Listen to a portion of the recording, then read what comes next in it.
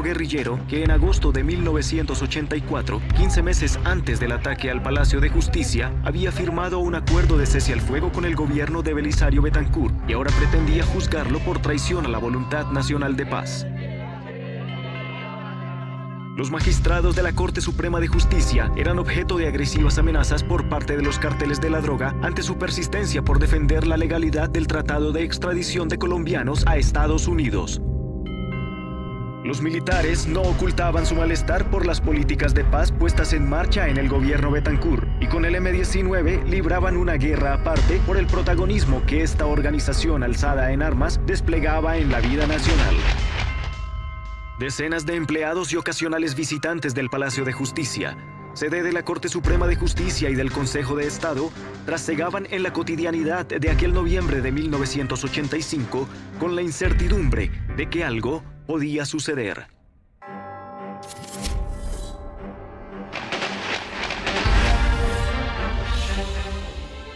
Quiero manifestarles que la situación está perfectamente controlada.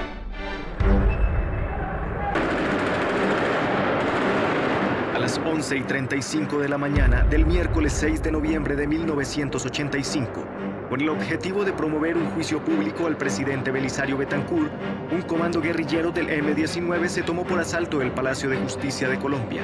El grupo ingresó por el sótano en un camión que había sido robado horas antes. Las Fuerzas Armadas reaccionaron con toda su capacidad militar y durante 28 horas, desde la Plaza de Bolívar, frente a la sede del Congreso y en el mismo entorno de la Casa Presidencial, se desarrolló un feroz combate que cambió la historia contemporánea de Colombia. El M-19 creyó que con el Palacio de Justicia se tomaba el poder. Su periplo iba a ser del Palacio de Justicia a la Casa de Gobierno. El M-19 entró asesinando. No había ninguna necesidad que asesinaran a dos vigilantes que estaban provistos de revólveres de muy poca capacidad de defensa, al administrador del edificio que estaba desarmado. Nadie iba a creer que el gobierno de Betancur, que había sido un gobierno que había dialogado, iba a tomar una decisión militar. Una tragedia advertida 19 días antes del ataque, cuando la policía puso al descubierto un plan del M-19 para tomarse el Palacio de Justicia y habló de capturados con horarios, reseñas de ingresos y planos de la edificación, piso por piso y despacho por despacho. Años después, Nilson Pinilla fue magistrado de la Corte Suprema de Justicia. En 2005, junto a sus colegas José Roberto Herrera y Jorge Aníbal Gómez, creó una comisión de la verdad para indagar episodios no investigados del ataque al Palacio de Justicia. El 18 de octubre de 1985 sale en todos los medios de comunicación descubierto plan del M-19 para tomarse el Palacio de Justicia. Hay también rumores de que el M-19 piensa ejecutar una gran operación con motivo de la visita del presidente francés a Colombia, que tuvo lugar a fines del mes de octubre. Los hallazgos de la policía motivaron ese mismo día una reunión urgente con los presidentes de la Corte Suprema de Justicia y el Consejo de Estado. Carlos Betancur Jaramillo, quien entonces oficiaba como presidente del Consejo de Estado, así recuerda lo que estaba advertido. El 17 de octubre, por invitación de la policía, el presidente Reyes Echandía por la Corte y yo por el Consejo de Estado, allá nos dijeron que se había detectado que iba a haber la toma del palacio. Las informaciones que tenemos es con el auspicio de los extraditables. Empezamos a hablar de medidas especiales de seguridad. Se habló de circuitos cerrados de televisión, barreras eléctricas en las entradas, vidrios de seguridad para todo el edificio. Lo único que vamos a poder contar con seguridad es con el aumento del pie de fuerza. Reyes estuvo de acuerdo conmigo. Para sorpresa nuestra, 3 o 4 días antes quitaron la vigilancia. Yesid Reyes Alvarado era un joven abogado. Su padre, el magistrado Alfonso Reyes Echandía, ejercía como presidente de la Corte Suprema de Justicia. Cuando fueron interrogados sobre ese particular, los dos oficiales del ejército encargados de la vigilancia del Palacio manifestaron que la orden de retirar la vigilancia del Palacio la había dado mi padre, el 30 de octubre en las horas de la mañana y resulta que ese día, a esa hora, mi padre no estaba en la ciudad de Bogotá. Una toma anunciada, pero cuando el M-19 llegó a ejecutarla, solo encontró la resistencia de 2 vigilantes que fueron las primeras víctimas. Por los corredores y escaleras del palacio, con escasa resistencia de un puñado de escoltas, los guerrilleros dominaron rápidamente la situación y comenzó la toma de rehenes. Los primeros fueron los magistrados de la corte. En ese momento, los colombianos más amenazados, pues debían decidir si el tratado de extradición con Estados Unidos podía aplicarse para enfrentar a Pablo Escobar Gaviria. El capo los mantenía sometidos a un acoso a través de agresivas amenazas. Esa corte había sido sumamente amenazada. A los magistrados los tenían intimidados. Los narcotraficantes les mandaban copia de sus conversaciones privadas para demostrar que sí los tenían perfectamente en un proceso de seguimiento. Los magistrados fueron abandonados a su suerte y su desesperado clamor para que cesara la confrontación entre el ejército y el M-19 no fue escuchado. Yo hablé con mi padre telefónicamente, me dijo que había hablado con el director general de la policía y con el director del DAS de la época, quienes le habían asegurado que la orden de cese al fuego por parte del gobierno ya estaba dada. Yo le propuse entonces que si el problema era de comunicación, saliera a un medio como la radio y contara lo que me estaba diciendo. Yo me comunico con una cadena radial que llama al teléfono donde estaba mi padre y él pide el cese al fuego. Alfonso Reyes Echandía, cuéntenos, pero ¿qué hay que hacer? Pues que el presidente de la República dé finalmente la orden de que cese el fuego. Inmediatamente. Pero además resulta muy curioso que cuando mi padre se supone que sale a superar ese problema de comunicación diciendo a través de los medios de comunicación que dejen de disparar, la ministra de Comunicaciones de la época llama a las emisoras que están entrevistando a mi padre y les prohíbe seguir haciendo esa clase de entrevistas.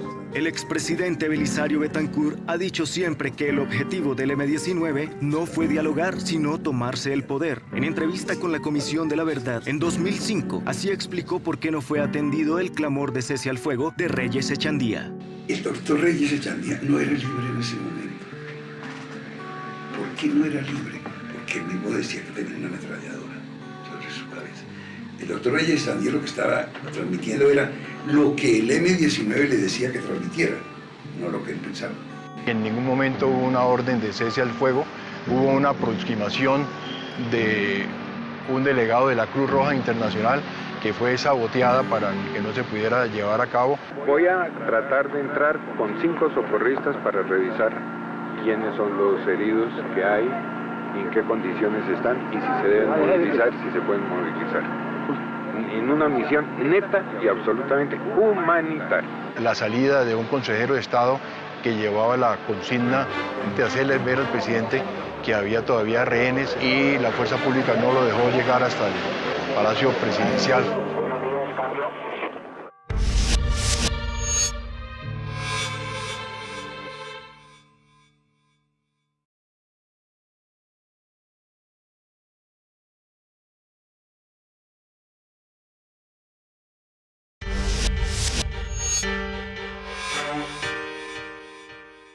Jaime Castro oficiaba como ministro de Gobierno. Él, con los altos mandos militares y demás compañeros del gabinete, acompañaron al presidente Betancur a tomar las primeras decisiones en la Casa de Nariño.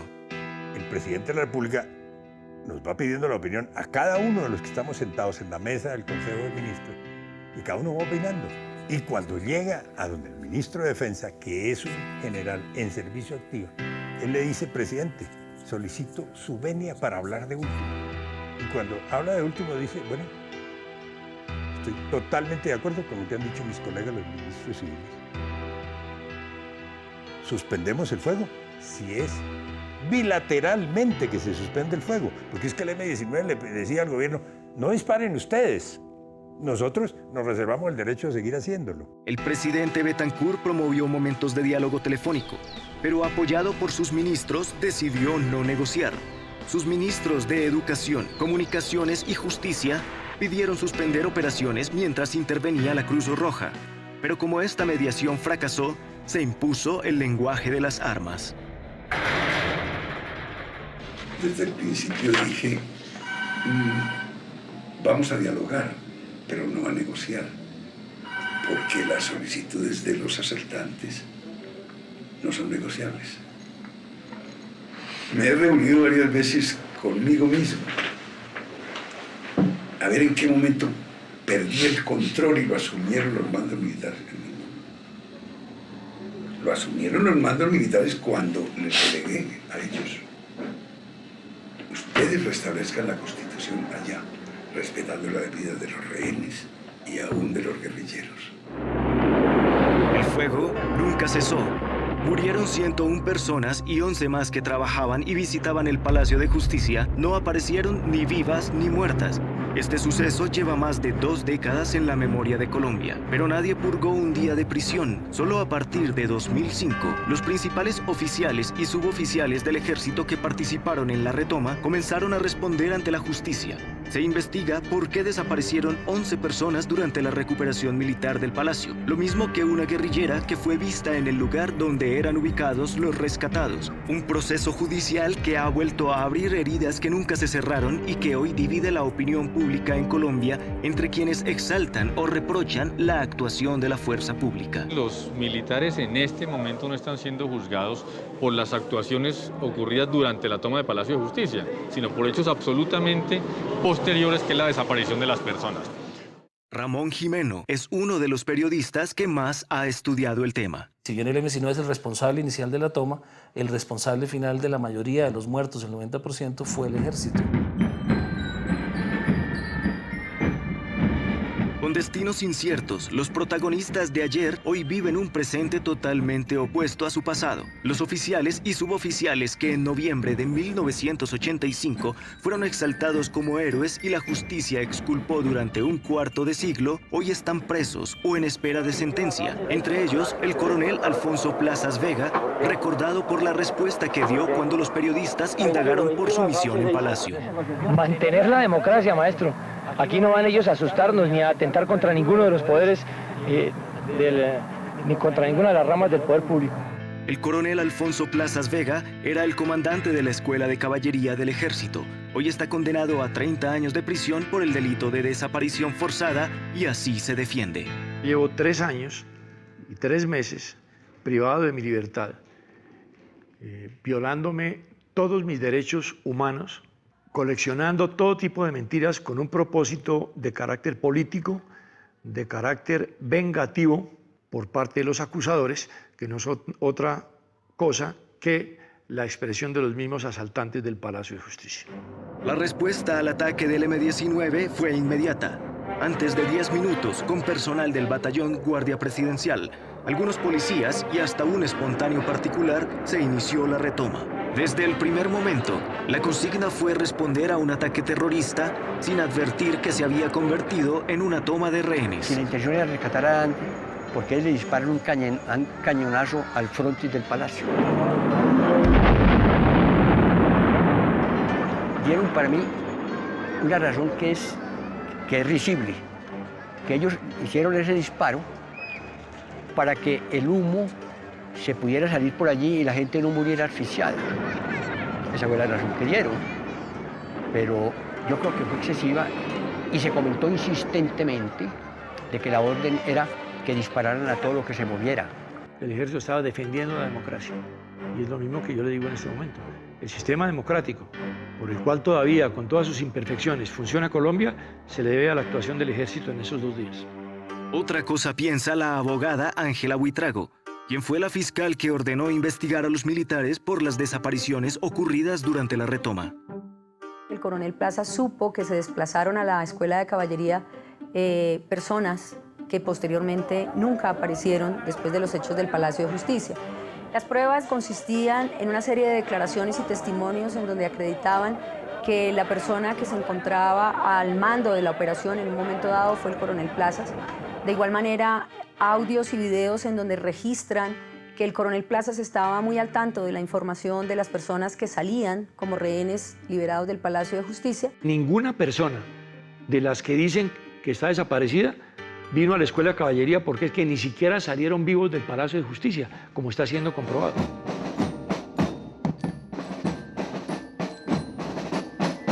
En contraste con el presente que hoy afrontan los militares, los líderes del M-19 incursionan en política, hacen empresa o defienden los derechos humanos. Los militares procesados lo recalcan para defenderse. El M-19 se tomó el Palacio de Justicia. Estamos hablando de las mismas personas que hoy en día detentan los cargos de gobernadores, parlamentarios, candidatos presidenciales. Es decir, aquí en Colombia se premió a los criminales y se castigó a los defensores del Estado de Derecho. 4 años y medio después del ataque al Palacio de Justicia, el M-19 entregó sus armas y 1 año después fue mayoría en la Asamblea Constituyente que expidió la carta política que hoy rige a Colombia. Ya no existe como organización política, pero sus exdirigentes hoy pugnan por el poder. Cambiaremos la historia de Colombia. Gustavo Petro pertenecía a la cúpula del M-19 y en la época del Palacio de Justicia estaba en prisión. En marzo de 1990 se desmovilizó con sus compañeros de armas e ingresó a la política con notorio éxito. En 2010 fue candidato a la presidencia de Colombia. El Palacio de Justicia está en ese corazón de esa historia contemporánea de Colombia. Si la decisión allí hubiera sido la paz, lo que hubiera acontecido es que el paramilitarismo no se hubiera desarrollado, que la Constitución del 91 no se hubiera hecho en el 91 sino antes, que en 1985 el Estado colombiano hace todo un esfuerzo para impedir que las ideas del M-19 se vuelvan realidad en su sociedad. Solo 4 años después, 1989, el Estado colombiano acepta una negociación con el M-19. El pueblo colombiano elige mayoritariamente al M-19 como constituyente y el M-19 termina siendo de manera protagónica la Constitución del 91.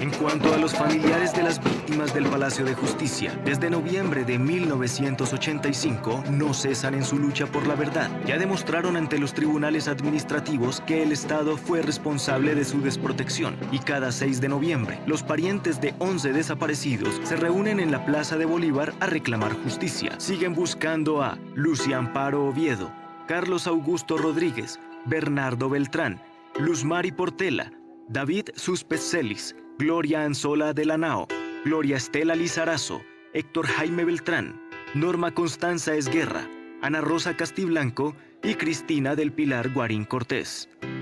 Una de ellas es Alejandra Rodríguez. Tenía 35 días de nacida cuando ocurrió la tragedia del Palacio de Justicia. Su padre, Carlos Rodríguez, era el administrador de la cafetería y es uno de los desaparecidos. Las conmemoraciones básicamente sí son un propósito para exigir verdad, justicia y reparación para quienes fueron desaparecidos, porque en el momento en que ellos fueron desaparecidos se les robó su dignidad humana, se les robó su vida. Héctor Beltrán tiene 80 años y está pensionado. Lleva un cuarto de siglo buscando a su hijo Héctor Jaime, quien trabajaba como mesero en la cafetería. Una familia cuando pierde un miembro muy allegado tiene muchos traumatismos sociales, morales, económicos. Los familiares de los desaparecidos ya lograron que la justicia ordenara repararlos económicamente, pero quieren más, quieren saber la verdad. César Rodríguez es uno de ellos y así sintetiza los objetivos de su búsqueda.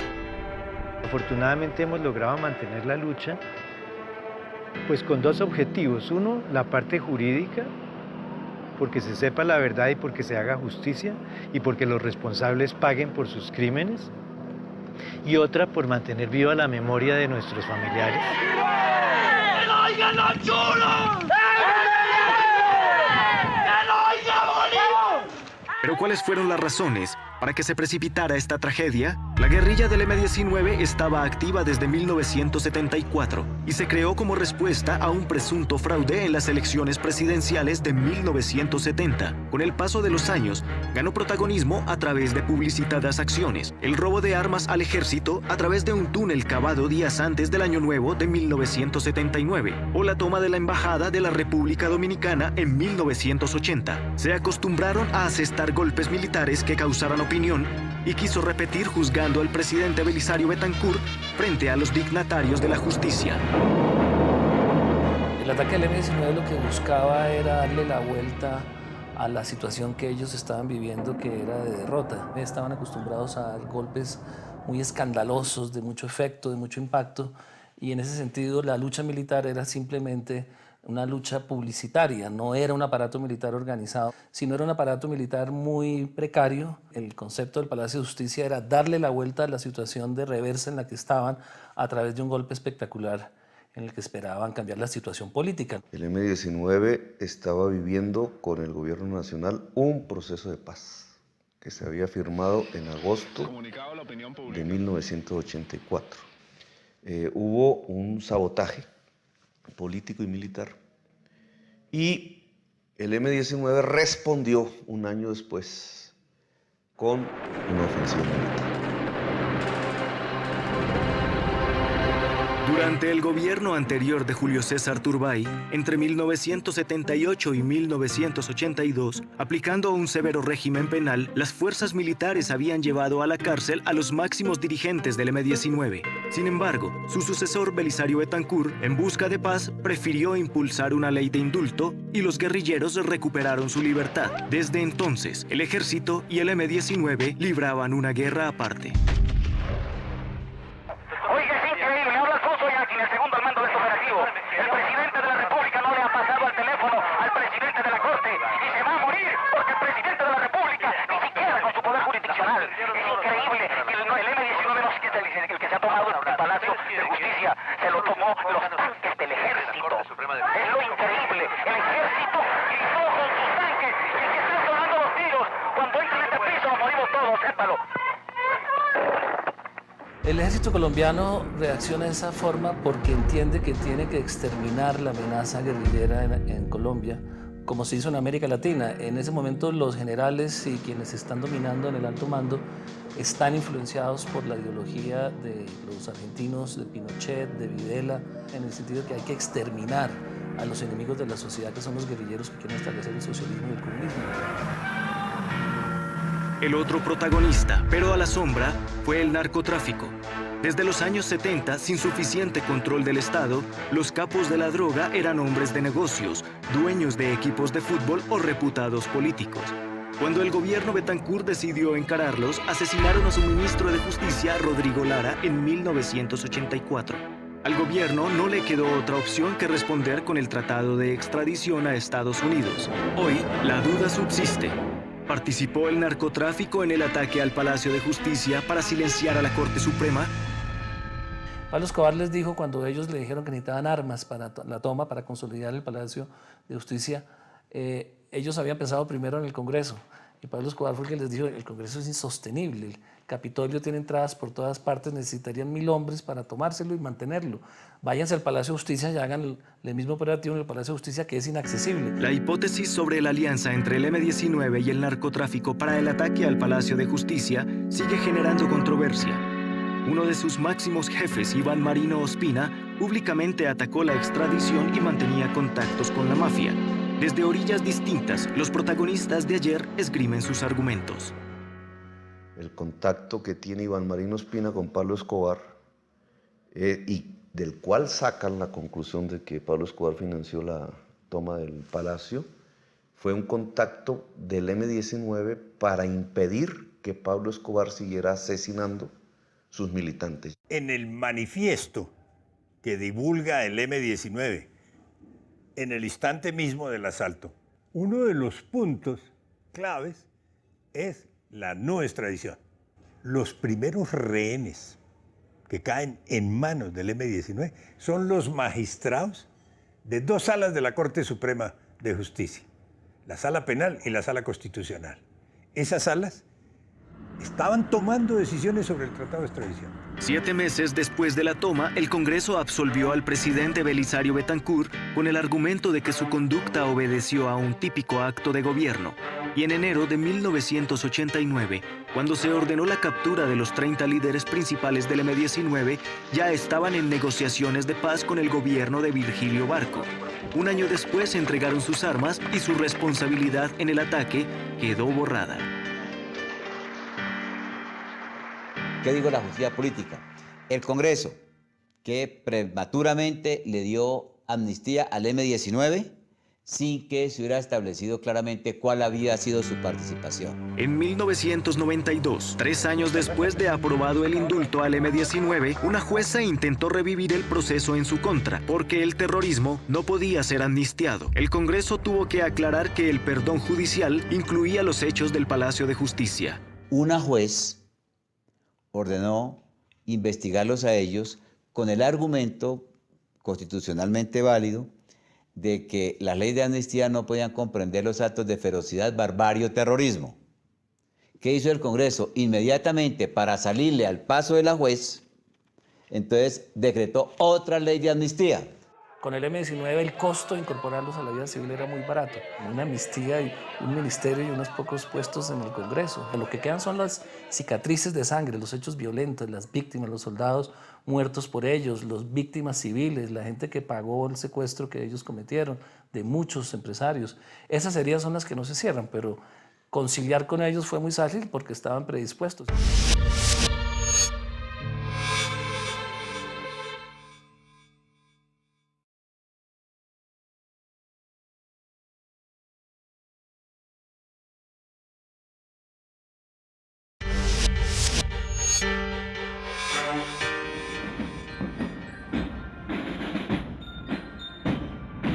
En cuanto al tercero en discordia, el ejército, la primera acción de la justicia llegó a finales de 1990 con una decisión del procurador Alfonso Gómez Méndez. Tomamos la decisión disciplinaria de destituir al entonces comandante del ejército, general Ares Cabrales, y al coronel Rubiano, porque se estableció que había habido exceso de fuerza, porque se demostró que no habían tenido en cuenta la vida de los rehenes, porque ahí ya aparecían las famosas comunicaciones internas del ejército. Claudia Marta le dice que él nota que la situación se enfrió, que necesita que haya acción, que haya ruido, que si necesita más munición le coloca toda la que necesite, pero que no le puede descansar, cambio. Pero aquí se está tratando de reducir a los grupos que están en el piso segundo, tercero y cuarto, a un reducto ya final, con el objeto de causarles la baja ya en ese sector, de impedir mayores destrozos, y todavía hay personal ajeno a la situación que está todavía acá. A él dice que le preocupa esa situación de que no nos pongamos a pararnos en gasto de municiones y de destrozos que hay que estacionar, pero que quiere que haya acción. Es obvio que cualquier comandante quiere una definición pronta y presiona a las tropas para que se tomen las decisiones rápidas, porque cada minuto que pasa hay un país expectante de tener resultados. La destitución de 2 oficiales del ejército en 1990 creó una enorme confrontación política entre defensores y detractores de la actuación de la fuerza pública. Esa polarización social hizo que algunos ventilaran la tesis de un pacto de silencio por ocultar la verdad. Produzco esa decisión y se me viene todo el mundo encima. Y lo que ocurrió aquí fue que la justicia política no permitió que funcionara la justicia real y que hubo una especie de pacto de silencio y el establecimiento para que estas cosas no se investigaran. A mí me atacaron los expresidentes, los editores de los periódicos, todos los generales retirados, todos los políticos. A mí me hicieron un debate en el Senado. No hubo una sola voz en el Senado que apoyara la decisión del procurador. Eso le dice a usted todo. El pacto de silencio es una teoría del doctor Alfonso Gómez Méndez. No tiene ningún asidero. Es la imaginación del doctor Alfonso Gómez Méndez. Pero yo creo que el doctor Alfonso Gómez Méndez tiene razón en que hay un pacto de silencio por parte del M-19 y los organismos de izquierda que están negando la realidad de su vinculación con los carteles de la droga y sus intereses de tomar el poder y acabar con nuestro sistema democrático. En ese momento el ejército respaldó a los destituidos. El general Arias, oficial que comandó la recuperación del palacio, demandó al Estado y el procurador Gómez renunció a su cargo. Ya gobernaba César Gaviria y para contener la arremetida terrorista del narcotráfico se validó una política de sometimiento a la justicia que permitió a Pablo Escobar entregarse a cambio de trato benévolo. La investigación por los hechos del Palacio de Justicia quedó inconclusa. Hubo una ausencia de voluntad política y de voluntad judicial en torno a la investigación y al establecimiento de justicia acerca de lo ocurrido acá. Siguieron 100 y más palacios de justicia.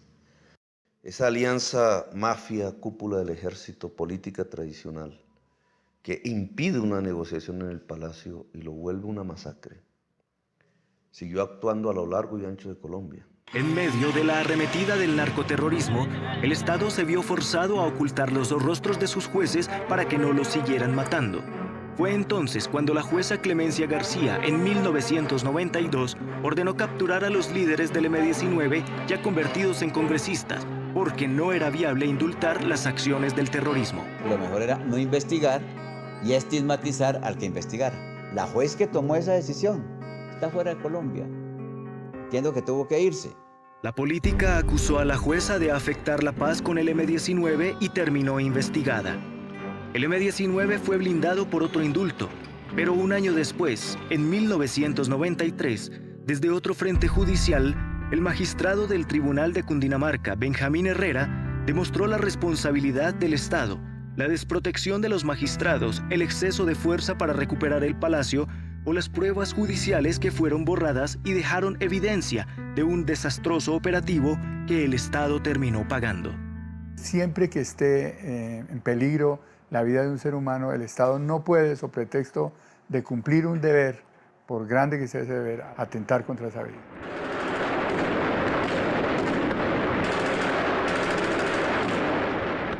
La fuerza pública actuó a su antojo. Todo el que pasaba por acá disparaba al interior, a lo que se moviera. Hubo una descoordinación notable, hubo un exceso de fuerza, hubo una gran locura en la forma como se inició la investigación, porque muy rápidamente se procedió a remover los cadáveres de sus sitios, a quitar escombros y a lavar con agua, con lo cual las huellas que podían haber permitido esclarecer algunos de los homicidios, algunas de las muertes, fueron alteradas. Es que las fuerzas militares obraron de acuerdo con sus propios esquemas y que pretermitieron sin duda las recomendaciones de que la vida de los rehenes no sufrieran riesgo. Ahora, no estoy en capacidad de decir cómo fue que dentro los rehenes murieron. El Estado fue reiteradamente condenado por haber retirado la vigilancia del palacio y por haber abusado en la utilización de la fuerza durante la operación de retoma del mismo. Hay también dos sentencias en las que se condena al Estado administrativamente por la desaparición de personas que estaban al interior del Palacio de Justicia en esos 2 días. ¡Ni perdón, ni olvido! ¡Verdad, justicia y reparación! A partir de 1993, los familiares de las víctimas, entre ellos de los desaparecidos, recibieron en gramos de oro convertidos en pesos millonarias sumas. Pero a pesar de la reparación económica, no surgió el mismo interés por encontrar a los desaparecidos. Solo sus familias insistieron en la lucha por la verdad. El primero en encarnarla fue el recientemente fallecido ex juez Enrique Rodríguez, padre de Carlos Rodríguez, administrador de la cafetería del Palacio. ¿Cómo es posible que en el Palacio de Justicia, en el centro de Bogotá, se asesine a la gente y no se sepa ni siquiera qué hicieron con los cadáveres? Mi abuelito Enrique fue una persona que desde los primeros días se encargó de buscar a las personas, de buscar a mi papá. Mi hijo mayor, mi primogénito, él era un padre muy abnegado porque tenía 4 mujercitas, hijas. Por cosas de la vida consiguió trabajo en la cafetería como mesero. Los cadáveres fueron removidos por disposiciones militares y remitidos a medicina legal. mutilados, calcinados, sin opción de reconocimiento inmediato, quedaron a disposición de las familias. Me fui para el anfiteatro de medicina legal a ver un espectáculo como uno no se imagina, cadáveres en bandejas, piernas, brazos quemados, lavados, calcinados.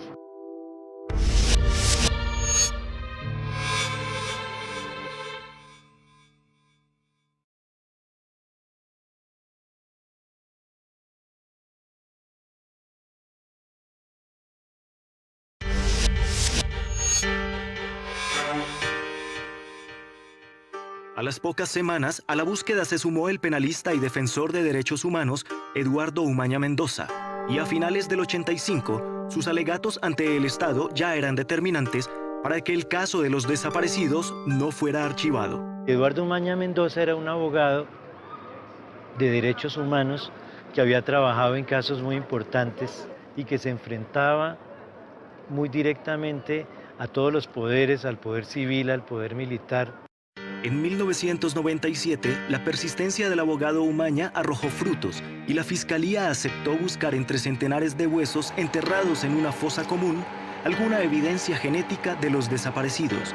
Las pruebas de ADN probaron que Ana Rosa Castiblanco, empleada de la cafetería, una de las desaparecidas, había sido enterrada en esa fosa. Identificamos a una de las víctimas de la cafetería, pero solo después es que el país comenzó a ver que sí se podía investigar. En el 99, 14 años después de su desaparición, la madre y el hijo de Ana Rosa Castiblanco recibieron sus restos. El promotor de este hallazgo, Eduardo Umaña, no pudo acompañarlos porque fue asesinado en abril de 1998. La justicia concluyó que lo hizo el paramilitarismo. El tiempo siguió pasando sin novedades judiciales, razón que motivó en 2005 a los exmagistrados de la Corte Suprema de Justicia, José Roberto Herrera, Jorge Aníbal Gómez y Nilson Pinilla, para crear una comisión de la verdad para atar cabos sueltos del ataque y la retoma. De por qué se retiró la vigilancia. Otro es la demostración plena, por lo menos en 4 casos, de personas que salen vivas del Palacio de Justicia. Lo interesante no es la versión de Pinilla, sino el proceso judicial en la Fiscalía. Es que mientras aparece la Comisión de la Verdad, el proceso judicial va avanzando y va descubriendo la verdad a borbotones. Ese mismo 2005, la Fiscalía decidió reabrir la investigación sobre las desapariciones, admitiendo que este es un delito continuo, es decir, mientras no aparezcan los desaparecidos, el delito se está ejecutando y por tanto no prescribe. A través de la prueba documental y de la prueba testimonial se ha establecido que la mayoría de personas que desaparecieron salen el día 7 de noviembre de 1985. También aparece un documento anónimo en donde hay manifestaciones claras y expresas que se están llevando las personas a la Escuela de Caballería, testimonios de algunas personas que fueron valoradas tanto por la Fiscalía como por la juez de primera instancia, a quienes se les da plena credibilidad, y a esas personas en particular narran hechos concretos en donde hay participación del coronel Plazas, del B2, de la Brigada 13 y de organismos de inteligencia del ejército de esa época. Se sabe que la guerrillera Clara Elena Enciso salió con vida del palacio y que años después murió de cáncer en México, que la guerrillera Irma Franco fue vista entre los detenidos y después se perdió su rastro, y que 11 personas más no fueron reportados ni vivos ni muertos. Aún así, hay quienes persisten en afirmar que no hay verdades ocultas. No hay nada secreto, nada no revelado. No hay desaparecidos y no hay retoma. Los desaparecidos no son desaparecidos. El M-19 los secuestró, los llevó al 4º piso, donde fallecieron por acción del M-19, que es el responsable único. Distinto piensa la justicia, y hoy responden los generales Jesús Armando Arias Cabrales, entonces superior militar en Bogotá, e Iván Ramírez, comandante de inteligencia, los coroneles Alfonso Plazas, comandante de la Escuela de Caballería, ya condenado, y Edilberto Sánchez, quien estuvo a cargo del personal evacuado del palacio. Además, se indaga la responsabilidad de un mayor, 2 capitanes y 3 sargentos de inteligencia. La Casa del Florero, sitio donde se dio el primer grito de independencia de Colombia en 1810, se utilizó como puesto de mando militar para concentración de rescatados y de sospechosos. El 2º piso se improvisó como sala de interrogatorios y de allí fueron sacadas algunas personas con rumbo desconocido. Había una selección previa desde el mismo Palacio de Justicia, en donde se entendía que había personas que habían sido denominadas como sospechosos por los mismos agentes de fuerza pública. Baste ver cómo las imágenes reportan personas que son acompañadas permanentemente por miembros de la fuerza pública. Algunos de ellos les apuntan con armas, los llevan con las manos en alto o los llevan con las manos fuertemente asidas, los llevan entre dos soldados normalmente. Son personas que están desde el primer momento identificadas o posiblemente identificadas como parte del grupo o apoyo del grupo, y esa razón me imagino que es la que obliga a que se trasladen las personas a las diferentes unidades de la Brigada 13. En uno de los videos surgió la imagen de un hombre saltando en un pie.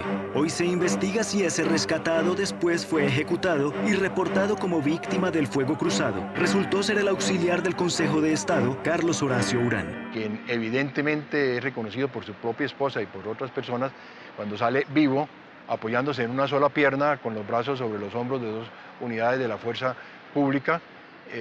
Y luego su cadáver es encontrado en el interior del Palacio de Justicia, más o menos en el sitio donde ahora me encuentro. Hoy, mucho tiempo después, sabemos que incluso un magistrado fue asesinado fuera del palacio en establecimiento militar.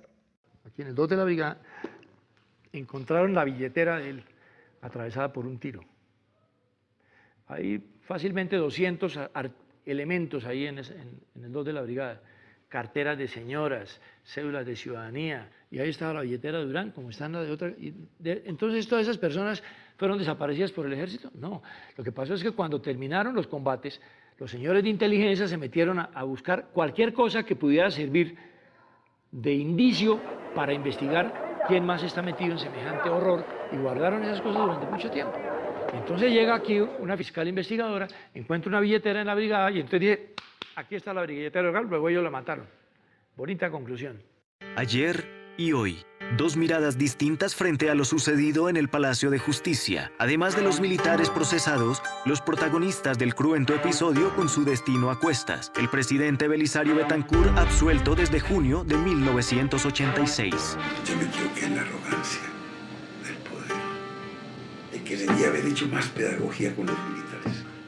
En cuanto al M-19, recientemente un tribunal dispuso que, en aquellos casos que exguerrilleros que no se acogieron al indulto podrían ser investigados por el acto terrorista que significó la toma. Todos los que fueran miembros, miles y miles de personas que eran miembros del M-19 deben ir a la cárcel por las acciones dentro del palacio que no cometieron. Eso sería igual a que si yo, desde este momento y por venganza, dijera: todos los miembros del ejército que entraron al palacio o que fueran integrantes del ejército de Colombia son responsables de la retoma del Palacio de Justicia por el ejército. Hoy deben ser juzgados. Por su parte, los familiares de las víctimas persisten en sus reclamos, pero al menos hoy viven el momento judicial que hace mucho tiempo llevaban aguardando. ¿Dónde está mi hijo? ¿A dónde lo enterraron? ¿Qué hicieron con él? Como estancada en el tiempo, la sociedad colombiana quiere cerrar el capítulo del ataque al Palacio de Justicia. Hoy cada quien tiene sus conclusiones sobre las lecciones aprendidas. El país aprendió de unos medios de comunicación que se dejaron censurar cuando el presidente de la Corte Suprema estaba suplicando una negociación. Un M-19 que toma una decisión de entrar al palacio cuando la decisión que tenía que tomar era profundizar la paz, así nos estuvieran asesinando. Una cúpula militar que prefirió su interés particular a permitir una salida pacífica. Y una herida que, por supuesto, habría preferido que nunca se hubiera ejecutado. El actual presidente Juan Manuel Santos se ha mostrado dispuesto a acatar las decisiones de la justicia, porque son necesarias para cerrar un sombrío capítulo de la historia reciente de Colombia. Hoy quiero reafirmar, como presidente de la República, que estamos prestos, que estamos decididos, que estamos determinados a atender este llamado y a transitar, así duela, el camino de la verdad y de la memoria. Quiero conocer la verdad, que en el momento en que pueda decir: papá, por fin te encontré, por fin supe qué pasó contigo, por fin tengo un lugar donde llorarte. El ataque y la retoma del Palacio de Justicia no concluyen mientras la verdad y la justicia no se impongan. Por eso, como ayer, la sociedad y sus líderes siguen divididos frente a este hecho histórico que representa una herida abierta en la memoria de Colombia. El gobierno nacional, profunda y dolorosamente afligido, informa al país que, primero, agradece y valora la solidaridad recibida del Congreso de la República, de todos los expresidentes, de todos los candidatos presidenciales. Segundo, desde el mismo momento en que se produjo el atentado contra una de las ramas del poder público, como es la justicia, rechazó cualquier posibilidad de negociación con quienes mediante hechos terroristas pretenden poner en jaque las instituciones. Tercero, al repeler el asalto, hizo saber a sus autores que debían entregarse y bajo el amparo de la ley les ofreció la garantía de respetar sus vidas como es su deber hacerlo y de un juicio imparcial. Cuarto, agradece la heroica labor de las fuerzas militares y de policía y destaca que gracias a ella se ha logrado el rescate de más de 200 personas que estuvieron retenidas por el M-19 después de que este asaltó el Palacio de Justicia. El gobierno reitera su fe en la necesidad de seguir buscando la paz, sin que ello implique ceder ante las amenazas, por graves que sean, o comprometer las instituciones de la República, y sabe que así interpreta la voluntad de las grandes mayorías nacionales que quieren ver preservada la Constitución Nacional y las leyes. Bogotá, noviembre 7 de 1985.